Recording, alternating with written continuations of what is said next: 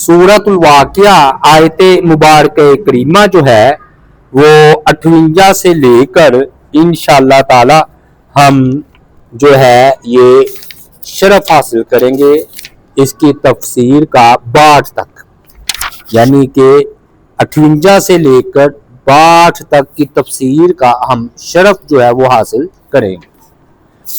नहमदुहु व नसल्ली अला रसूलिल करीम, अम्मा बाद, अल्लाहुम्मा सल्लि अला मुहम्मद व अला आलिहि व सहाबिहि अजमाइन।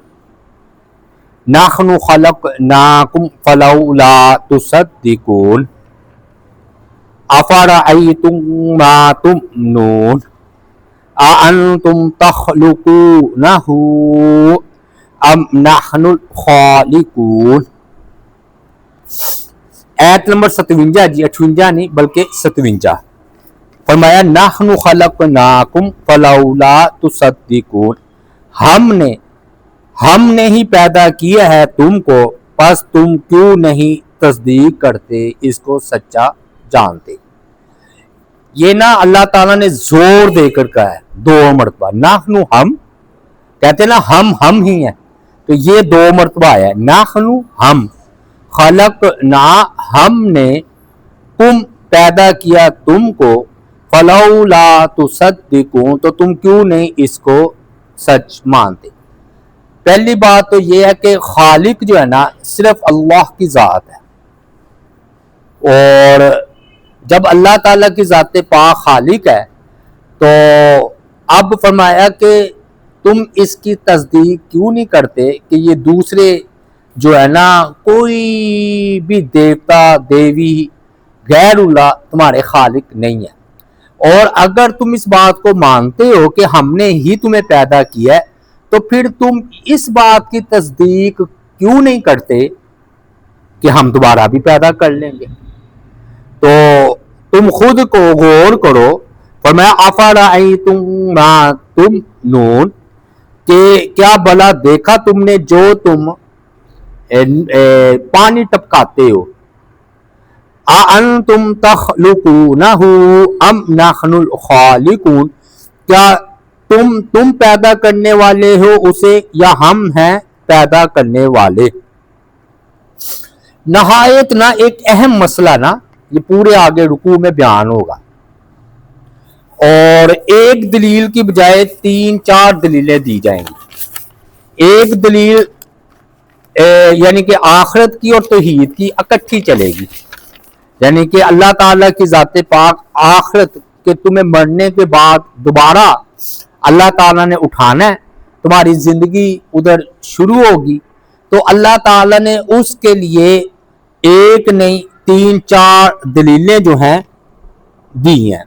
तो इससे क्या पता चला कि जब आप दलील देने पर आए तो एक दलील पर इक्तिफा ना करें, बल्कि आप को अगर मालूम हो कि ये मजबूत दलाइल है तो 3-4 दलीलें दे दें।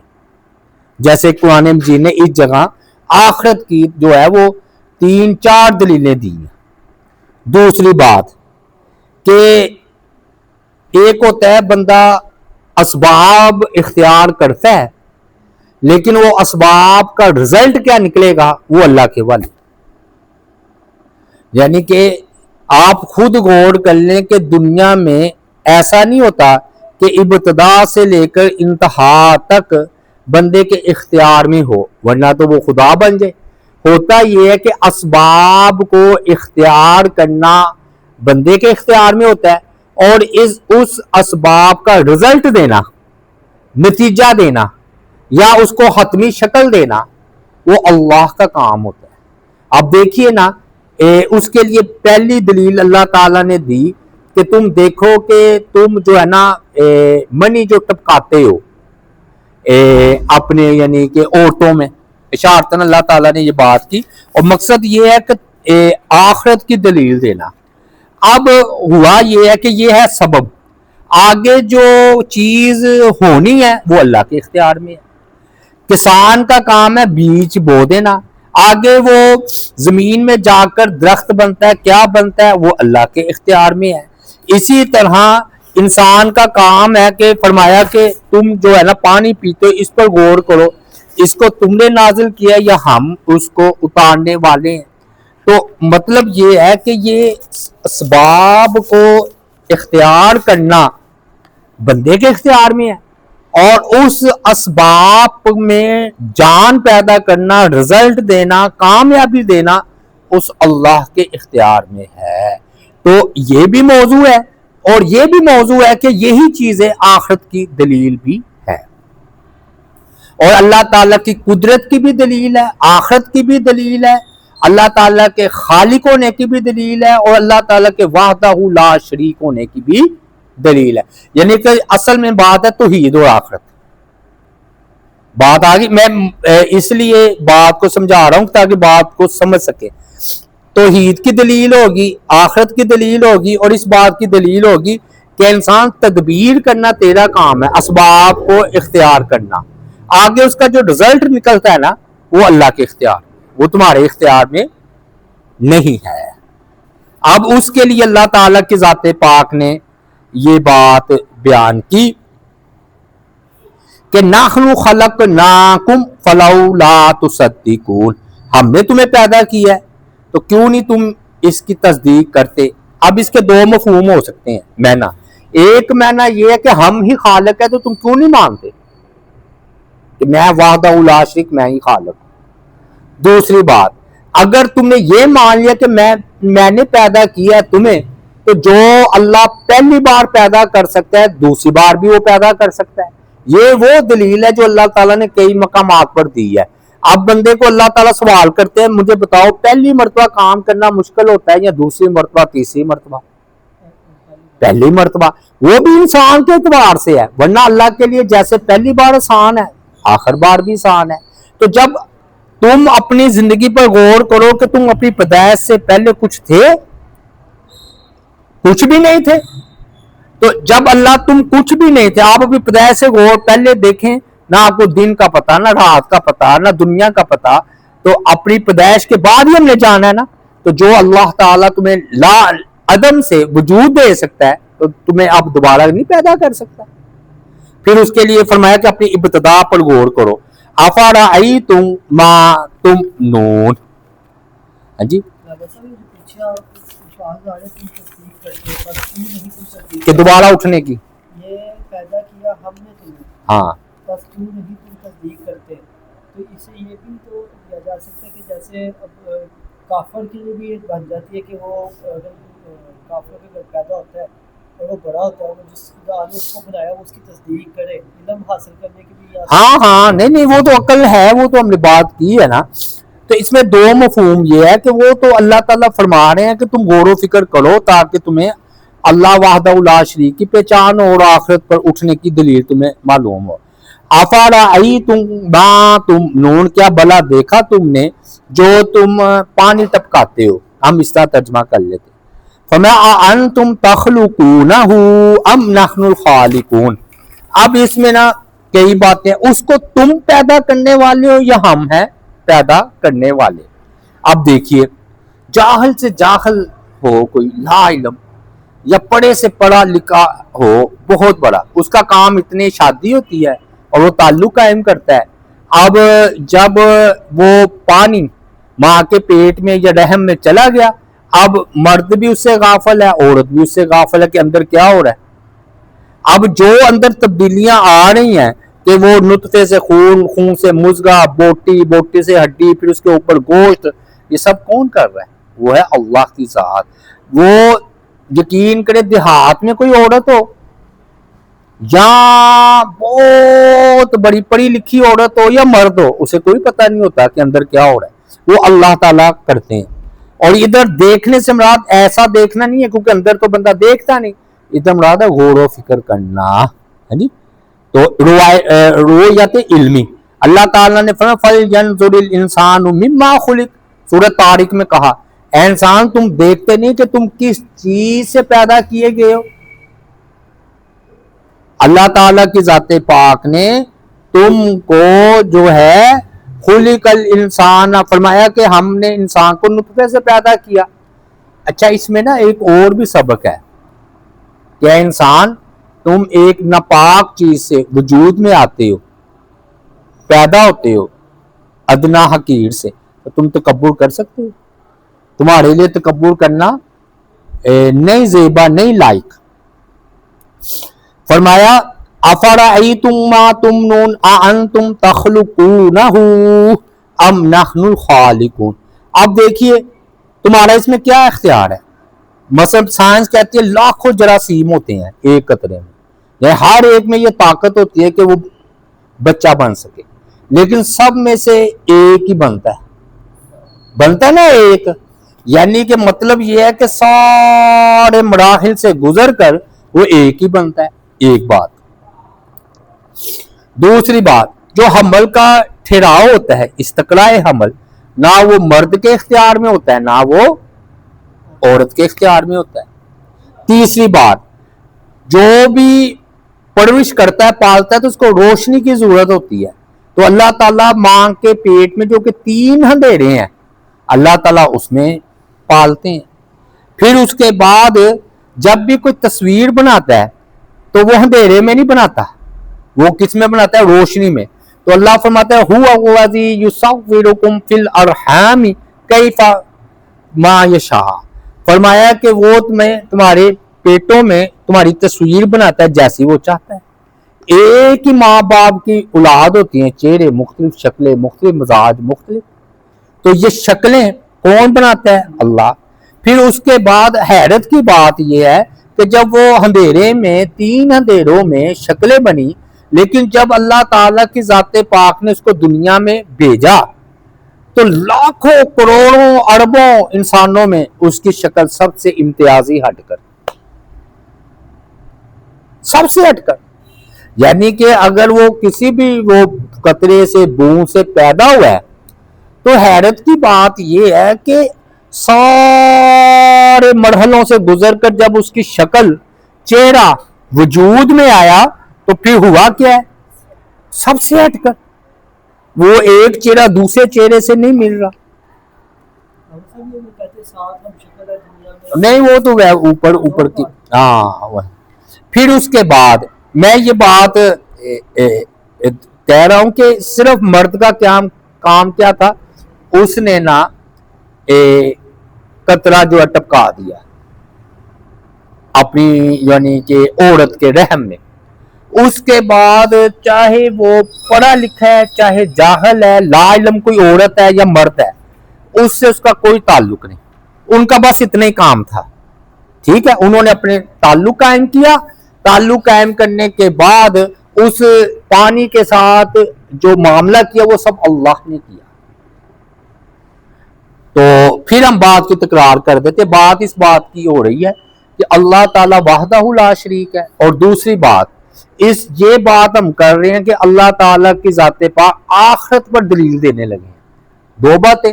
اور تیسری بات جو اہم ہے نا، جو کہ کہا جاتا ہے کہ سورہ واقعہ کا یہ نا آخر اینڈ ہے، یعنی کہ ہم آخر کی طرف بڑھ رہے ہیں، لیکن بات ابھی سے باکمال شروع ہو گئی ہے کہ ایک ہوتا ہے سبب، ذریعہ، وہ ہم اختیار کرتے ہیں، لیکن اس اسباب کا جو رزلٹ نکلنا ہے یا اس کا نتیجہ برآمد ہونا ہے وہ اللہ کے اختیار میں ہے، وہ ہمارے اختیار میں نہیں ہے. تو اس کے بارے میں 3-4 دلیلیں ہیں، 3 ہیں، لیکن آج ہم پہلی دلیل بیان کر رہے ہیں. اس پہلی دلیل کا خلاصہ یہ ہے کہ اللہ تعالیٰ نے فرمایا ہم نے تمہیں پیدا کیا، تم اس کو سچ کیوں نہیں مانتے کہ پھر اللہ تعالیٰ تمہیں دوبارہ پیدا کریں گے. اور اس کا حاصل یہ ہے کہ جو اللہ نے کئی جگہ پر یہ بات گنوائی ہے، منوائی ہے کہ جو اللہ پہلی بار پیدا کر سکتے ہیں وہ تمہیں دوسری بار پیدا کیوں نہیں کر سکتے. حالانکہ دنیا کا قانون یہ ہے کہ پہلی بار کوئی بھی بندہ کوئی بھی کام کرتا ہے وہ مشکل ہوتا ہے، لیکن دوسری بار وہ کام آسان ہوتا ہے. لیکن اللہ تعالیٰ نے تو کئی بار زندہ کرتے ہیں، کئی مرتبہ موت دیتے ہیں. تو اللہ تعالیٰ کی ذات پاک کے لیے یہ کیا مشکل ہے کہ تمہیں دوبارہ زندہ کرے، تمہیں آخرت میں مردوں کو زندہ کرے. اس کے لیے اللہ تعالیٰ نے فرمایا افرأیتم ما تمنون، کیا بلا دیکھو جو تم اس پانی کو ٹپکاتے ہو عورت میں. اب وہ غافل ہے، یعنی کہ چاہے وہ بہت پڑھی لکھی عورت ہے، پڑھا لکھا مرد ہے، یا بالکل دیہات میں یا ہزاروں سال پہلے کا مرد عورت ہے، برابر ہے نا، برابر ہے۔ اب اللہ تعالیٰ فرما رہے ہیں کہ اندر اس کے ساتھ ہم اس کو پیدا کریں، ہم پیدا کرنے والے ہیں یا تم ہو پیدا کرنے والے؟ اب اس کے دیکھیں انسان ہی اس کو پیدا کرتا، اس کے لیے کئی دلائل ہیں۔ پہلی دلیل یہ ہے کہ جو ہے نا نطفہ جو ہے وہ کن چیزوں سے بنتا ہے؟ یہ تو بندے کے اختیار میں ہی نہیں ہے بندے کے اختیار میں نہیں۔ دوسری بات، پھر نطفہ زندہ ہے یا مردہ؟ لیکن یہ بات بالاتفاق ہے کہ آخر جا کر مٹی سے انسان بنا، تو مٹی مردہ، مردے سے اللہ تعالیٰ نے زندگی کو بنایا۔ تو جب اس بار مٹی کو اللہ نے نطفہ بنا دیا، نطفے سے انسان بنا دیا، پھر اللہ تعالیٰ تمہیں دوبارہ مٹی میں لٹا گئے، تو پھر مٹی سے دوبارہ کیوں نہیں پیدا کر سکتے؟ دوسری دلیل۔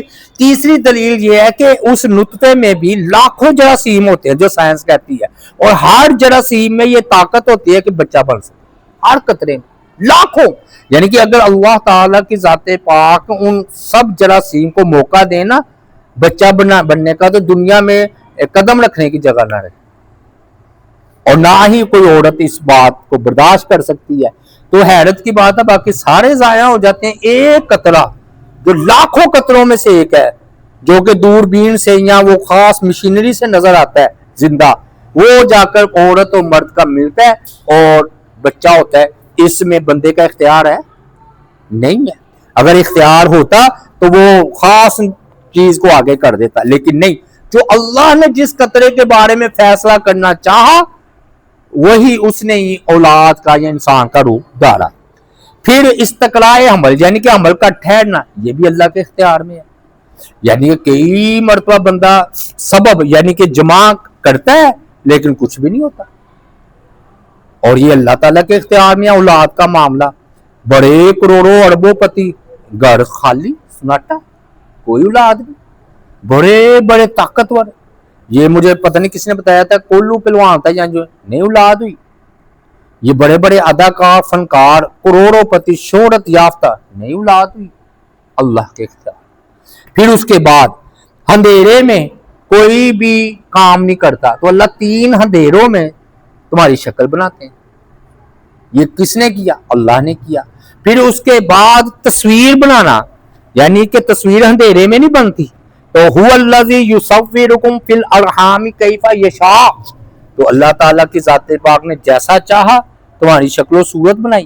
اور حیرت کی بات ہے، جب وہ دنیا میں آیا، اپنی جو ہے نا بہن بھائیوں سے بھی جدا تھا، بلکہ پوری کائنات میں جو اور لاکھوں کروڑوں انسان آئے، بلکہ میں دعوے سے کہہ سکتا ہوں آدم علیہ السلام سے لے کر آخری انسان تک اس سے ہٹ کر تھا۔ کیوں؟ اس کو قیامت کے دن پہچانا جانا نا اس کے اعمال کی وجہ سے۔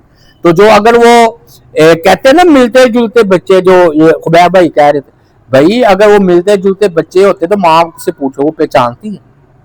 دوسرا دھوکہ کھا جائے گا، ماں کو پتا ہوتا ہے یہ وہ بچہ، یہ وہ بچہ۔ تو حیرت کی بات نہیں کہ اللہ تعالیٰ کی ذات پاک نے لاکھوں کروڑوں اربوں انسانوں میں بندے کو وحدہ لا شریک بنایا۔ مخلوق میں ہم مخلوق میں وحدہ لا شریک ہیں۔ یقین کریں، آپ اپنے جیسی شکل، اپنے جیسا مزاج ساری دنیا میں گھوم کر دیکھ لیں، نہیں ملے گا۔ اس لیے میں کہتا ہوں میں بھی وحدہ لا شریک ہوں مخلوق میں 100 کمزوریاں ہیں، لیکن مخلوق میں آپ سب وحدہ لا شریک ہیں۔ آپ کا کوئی شریک نہیں ہے، کوئی دوسری مخلوق آپ کی شریک نہیں ہے۔ ہاں وہ کم زیادہ ہو سکتا ہے، پھر یعنی کہ کوئی طاقتور ہو زیادہ یا کمزور ہو۔ پھر فیصلہ کس نے کرنا ہے کہ وہ جو پانی ٹپکایا گیا ہے وہ لڑکا بنے گا یا لڑکی؟ وہ اللہ نے کرنا ہے۔ اللہ نے یہی سوال اٹھایا، انتم تخلقونہ ام نحن الخالقون، اس کو تم پیدا کرنے والے ہو یا ہم ہیں؟ اللہ نے کہا یعنی کہ مطلب ہم نے پیدا کرنے والے۔ کیوں؟ اگر انسان کے اختیار میں ہوتا تو لڑکے لڑکے ہی کر لیتا، لڑکی تو آتی نا دنیا میں۔ تو جب لڑکی ہوتی ہے تو اس کا مطلب اس کو اللہ نے پیدا کیا، اللہ نے بھیجا۔ ہاں جی، بندے کا اختیار کدھر ہو گیا؟ اور اگر بندے کو اختیار دیا جاتا اولاد میں تو وہ تو کبھی لڑکی نہ پسند کرتا, ہر کوئی اپنے لیے لڑکے ہی پسند کرتا ہے. ہاں آگے بھی نہیں ہونی تھی. اگر بعد میں ہم ہزاروں لوگوں کی اللہ تعالیٰ نے فرما رہے زندگیاں بھی دے رہے ہیں اور موت بھی, اور آگے کیا فرمایا, نحن قدرنا بینکم الموت وما نحن بمسبوقین, ہم نے مقدر کیا تمہارے درمیان موت کو, یعنی کہ یہ موت بھی ہم نے تمہاری تقدیر موت والی بنائی ہے. اچھا کیا مطلب ہے اس کا؟ اس کا مطلب یہ ہے یہ اللہ کے فیصلے ہیں کہ کس کو زندہ کرنا ہے اور کس کو موت دینا ہے, موت دینی ہے, اور وہ ہم نے تمہارے درمیان ٹھہرا دیا موت. وما نحن بمسبوقین, اور ہم اس سے جو ہے نا کیا تھکن نہیں ہمیں ہوگی اس سے, یعنی کہ مار مار کر موت دے دے کر توبہ نعوذ باللہ یا زندہ کر کر کے ہم تھک گئے ہیں. روز ہزاروں کی تعداد میں زندگیاں اللہ تعالیٰ دیتے ہیں, بلکہ ہزاروں کی تعداد میں اللہ تعالیٰ کی ذات پاک موت دیتے ہیں, اور اللہ تعالیٰ کو کوئی اس سے تھکاوٹ جو ہے وہ نہیں ہوتی. یعنی کہ یہ نہیں ہے کہ اللہ تھکن آرام یا اللہ تعالیٰ ہار جائے, توبہ نعوذ باللہ. ہاں اللہ تعالیٰ کی حکمت ہے کہ اس کو کس وقت موت دینی. یہ قدرنا سے معلوم ہوتا ہے کہ موت تقدیر کا حصہ ہے. یعنی کہ بعض لوگ سمجھتے ہیں جی اچانک ایکسیڈنٹ ہوا وہ دنیا سے چلا گیا, اچانک ہمارے اعتبار سے ہے, حادثہ یہ ہمارے اعتبار سے ہے. اللہ تعالیٰ کے ہاں وہ طے شدہ پروگرام, اللہ تعالیٰ کے ہاں کوئی اتفاق نہیں ہوتا, نہ اللہ تعالیٰ کے نزدیک کوئی حادثہ ہوتا ہے. اللہ تعالیٰ کے نزدیک سب کچھ طے شدہ ہے. کہاں سے پتا چلا؟ قدرنا بینکم الموت, تو فرمایا مقدر کیا ہم نے تمہارے درمیان موت کو. ہاں جی, ہم نے مقدر کیا ہم نے تمہارے درمیان موت کو. وما نحن بمسبوقین, اور ہم اس سے عاجز نہیں ہیں, یعنی کہ تھکے ہوئے نہیں ہیں, ہارے ہوئے نہیں ہیں, آرام کی ہمیں ضرورت نہیں ہے کہ بھی اتنے روز ہزاروں اللہ تعالیٰ موت دے رہا ہے تو اللہ تعالیٰ کوئی عاجز آ جائے. اللہ دیکھیے, اور اس سے یہ بھی پتا چلتا ہے کہ قرآن کا چیلنج ہے. قرآن کا چیلنج یہ ہے کہ یہ موت ہر ایک کو آنی ہے, تم اس سے بچ کر دکھاؤ. یہ بھی ہے, یعنی کہ ممکن نہ تھا نا, ممکن تھا کوئی بندہ دعویٰ کرتا کیا لو جی ہم موت پر فتح پا لیں گے یا موت سے ہم بھاگ جائیں گے. قرآن مجید نے چیلنج کیا ہے کل نفس ذائقۃ الموت, کہ ہر نفس نے موت کا ذائقہ چکھنا ہے اور دوبارہ زندگی شروع ہونی ہے. تو تم بھاگ کر دکھاؤ. کوئی بھاگ سکتا ہے موت سے؟ آگے پھر مزید تفصیل آ جائے گی, لیکن معلوم ہوتا ہے کہ یہ چیلنج قیامت تک رہے گا, اور یہ اللہ کی حکمت ہے کہ اللہ خلیفہ بنائے گا, ایک آئے گا دوسرا جائے گا. پھر اس کے بعد نا یہ اللہ تعالیٰ ہی کی مرضی ہے کہ موت کب دے. مثلا بعض جو ہوتے ہیں نا ماں کے پیٹ میں مردہ ہو جاتے ہیں, اللہ کی مرضی. بعض آ کے 4 سانس لے کر دنیا سے چلے جاتے ہیں, اللہ کی مرضی. بعض لوگ بچپن میں دودھ پیتے فوت ہو جائے, بچپن میں فوت ہو جائے, پھر جوانی میں فوت ہو, بڑھاپے میں فوت ہو, ارذل العمر میں جا کر فوت ہو. اس کی جتنی عمر ہے وہ کر کے پھر جائے گا. موت کا جو ہے نا کوئی وقت جو ہے وہ مقرر نہیں ہے. 4 مہینے بعد. 4 مہینے سے پہلے اگر وہ بچہ نہیں, وہ نہیں ہے, مردہ نہیں ہے وہ. ہاں, نہ اس کی نماز جنازہ پڑھی جاتی.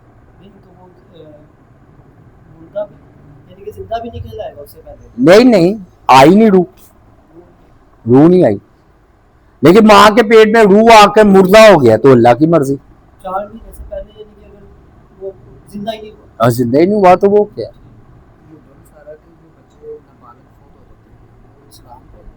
ہاں وہ اسلام, وہ اللہ تعالیٰ کا فضل ہے کہ اللہ اس کو جنت دے گا, چاہے کافروں کے گھر ہو یا کسی کے گھر, یہ اللہ کا فضل ہے. میں نے کئی بار آپ کو بتایا کہ اللہ اپنے فضل سے جنت دے دیتے ہیں لیکن بغیر گناہ کے جہنم نہیں دیتے. یہ اللہ کا عدل ہے. تو یہ کہتے ہیں آنے کا ٹائم ہے, جانے کا کوئی ٹائم نہیں. چھوٹی قبریں بھی ہیں بچوں کی, جوانوں کی بھی ہیں, بوڑھوں کی بھی ہیں, ٹھیک ہے. اور تمہارے یعنی کہ فرمایا آگے کہ نحنو بمسبوقین علی ان نبدل امثالکم وننشئکم فی ما لا تعلمون, اور ہم بدل ڈالے تم جیسوں کو نئے سرے سے پیدا کر کے ایسے جہان میں فی ما لا تعلمون جو تم جانتے ہی نہیں. یعنی کہ اگر اللہ تعالیٰ تمہیں دوبارہ ایک ایسے جہان میں کھڑا کر دے, پیدا کر کے جس کو تم نہیں جانتے, تو اللہ قادر ہے اس بات. یہ دلیل ہے اس بات کی کہ اللہ تعالیٰ کی ذات پاک تمہیں جو ہے نا وہ دوبارہ اس آخرت کے جہان میں پیدا کر دے اور تم اس کو نہ جانتے ہو. اور اس سے یہ دلیل لی گئی ہے کہ صحابہ کرام کو اللہ نے کہا نا, یا انسانوں کو, تو صحابہ کرام بھی قیامت کا علم نہیں جانتے. فرمایا ما لا تعال, تم کو پیدا کر دے قیامت والے دن اس ایسے جہان میں جس کو تم نہیں جانتے. تو یاد رکھے دنیا کے اور آخرت کے یا برزخ کے قوانین الگ الگ ہیں. مثلا ایک بچہ بھی دنیا میں نہیں آیا, آپ اس کو نہیں سمجھا سکتے دنیا کے قوانین جب تک کہ وہ ادھر نہ آ جائے. کس کا؟ فیما لا تعلمون, ایسی صورت میں جو تم نہیں جانتے, وہ آخرت کی.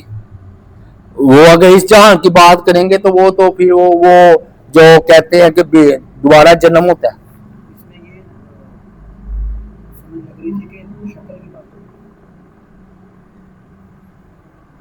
نہیں آ رہا ہے کہ اس پر کہ ہم بدل ڈالیں تم جیسوں کو, اور ہم نئے سے پیدا کرتے ہیں تمہیں ایسی صورت میں جو تم نہیں جانتے. صورت سے مراد یہ بھی کہا گیا ہے کہ تمہیں خنزیر اور بندر کی شکل میں پیدا کر دے, وہ مراد ہے.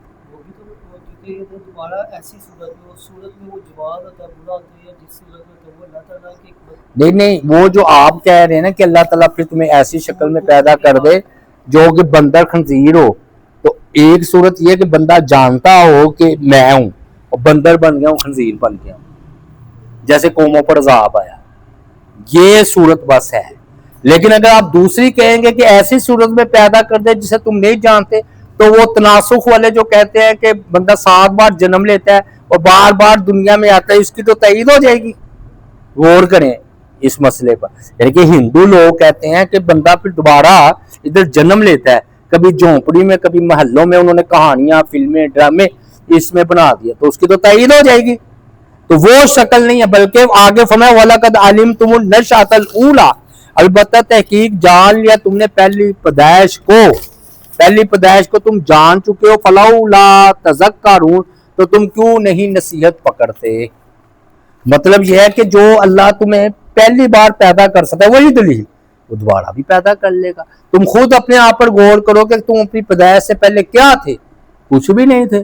تو اللہ تعالیٰ نے تمہیں پیدا کیا نا, تو اللہ تعالیٰ تمہیں دوسرے جہان میں بھی دوبارہ پیدا کر سکتے ہیں, عالم برزخ میں یا آخرت میں دوبارہ پیدا کر لیں گے.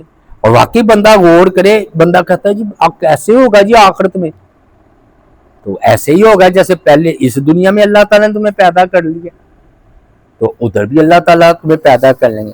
اور وہ جو میں نے کہا تھا دوسری دلیل جو اہم ہے وہ یہ ہے کہ اللہ تعالیٰ کی ذات پاک نے ادھر یہ ہمیں سکھلایا سبق, ہے انسان سبب اختیار کرنا, اسباب اختیار کرنا تیرا کام ہے, اور وہ اسباب کا رزلٹ کہاں تک جا کر پہنچے گا وہ میرا کام. ٹھیک ہے, اس کے لیے یہ پہلی دلیل دی ہے. افرأیتم ما تمنون, تم تو اپنا تعلق قائم کر کے عورت کے ساتھ اور یہ اپنا ٹپکا کر الگ ہو جاتے ہو, بعد میں وہ جو ماں کے پیٹ میں مختلف مرحلوں میں جو شکل صورت اور کتنے مرحلے آتے ہیں وہ تو ہم کرتے ہیں. اور اگر تمہارے اختیار میں ہوتا تو وہی بات لڑکے ہوتے, لڑکی تو کوئی ہوتی نا. اس کا مطلب یہ ہے کہ تمہارے اختیار میں یہ بات نہیں ہے, وہ ہے اللہ کے اختیار میں, اور وہ حکیم ہے. تو اللہ تعالیٰ سے دعا ہے اللہ تعالیٰ عمل کی توفیق عطا فرمائے. وما علینا الا البلاغ المبین.